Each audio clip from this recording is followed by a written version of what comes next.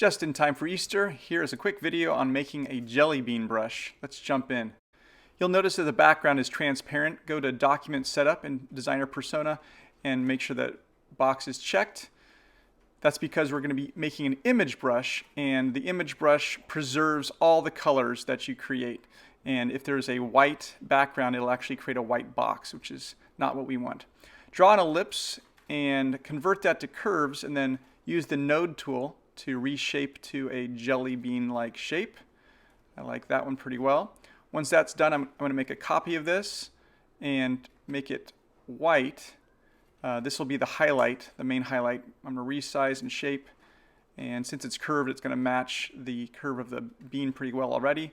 In the effects palette, apply a Gaussian blur and adjust that blur to your heart's desire. Kind of like a medium soft edge, and I'm going to drop the opacity too, just to give a little more transparency. And once I'm happy with that, I want to add, in the appearance palette, I'm going to add another fill, and I'm going to use the fill tool to select a radial gradient, and I'm going to set the highlight on the same side as the highlight, but again, you can change this. I just want to create a soft glow that gives the bean some depth to it. I'm adjusting the darks and lights of those two color stops. And so I'm happy with that. I'm going to jump to the export persona and just export this to the desktop. And then I'm back into the pixel persona now. Create a new image brush and pull in our graphic from the desktop.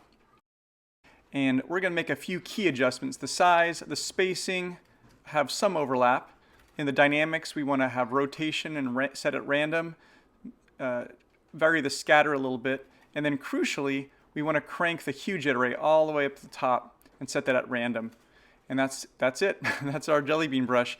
For even more depth, just add several pixel layers and paint on them with the brush and include some outer shadow.